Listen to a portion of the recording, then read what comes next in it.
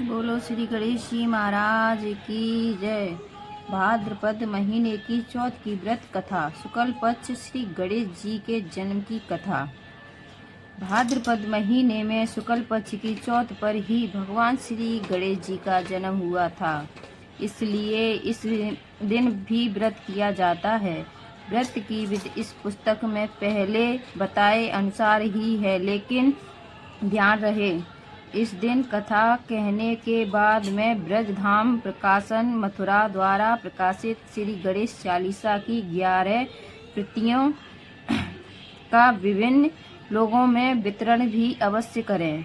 शुक्ल पक्ष की चौथ पर रात को चंद्रमा का दर्शन नहीं किया जाता, इसलिए पूजन के बाद में अर्घ भी सामग्री किसी गाय को खिला दें और शाम को ही व्रत का पारण कर लें, भोजन ग्रहण कर लें। व्रत का पारण करने के लिए रात होने की प्रतीक्षा न करें। हमारे भारत देश में महाराष्ट्र प्रदेश में इसी दिन घरों में गणेश जी की नई प्रतिमा स्थापित की जाती है और फिर 10 दिनों तक उनकी पूजा करके 10वें दिन अनंत चतुर्दशी को उसका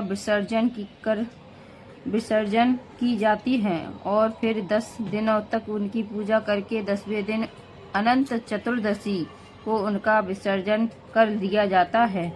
शुक्ल पक्ष की चौथ पर निम्नलिखित कथा को पढ़ें। प्राचीन काल की बात है। पर्वतराज हिमालय ने मनुष्य तन धारण करके मैना नामक स्त्री से विवाह किया था।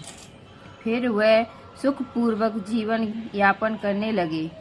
फिर इनके घर में एक सुंदर कन्या का जन्म हुआ।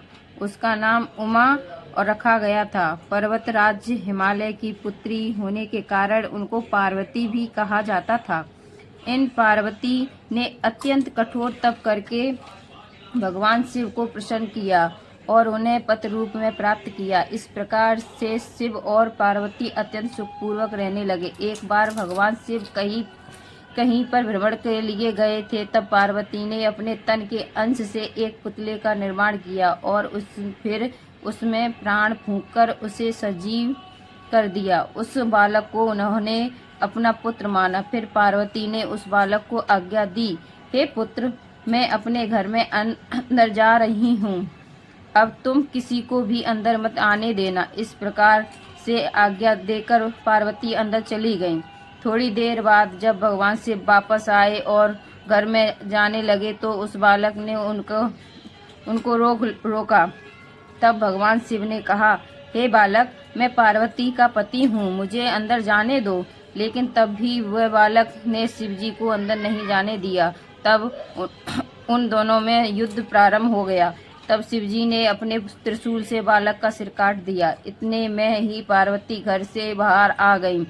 जब उन्होंने उस बालक का यह हाल देखा तो वह शोक में अत्यंत ही व्याकुल हो गई। उन्होंने शिव जी को बताया कि हे नाथ, इस बालक को मैंने ही अपने अंश से उत्पन्न किया है। इस प्रकार से यह बालक तो मेरा पुत्र है, अतः आप इस बालक को तुरंत ही पुनर्जीवित कर दीजिए।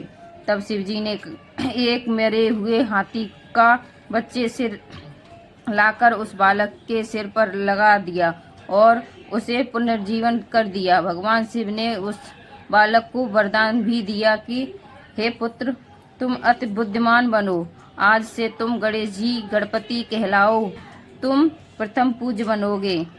जो भी तुम्हारे पूजा करेगा उसके समस्त विघ्न दूर हो जाएंगे और उसके समस्त शुभ कार्य अवश्य पूर्ण हो जाएंगे।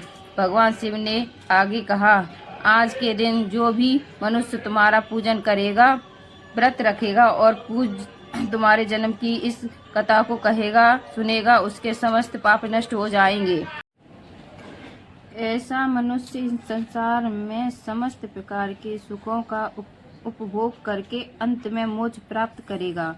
बोलो भगवान गणेश जी की जय, विघ्नहर्ता की जय, शुभकर्ता की जय, बुद्धि प्रदाता की जय। अगर ये कहानी या कथा अच्छी लगी हो तो प्लीज़ वीडियो को लाइक, सब्सक्राइब और बेल आइकन को जरूर दबाए रखें। जय गणेश जी की।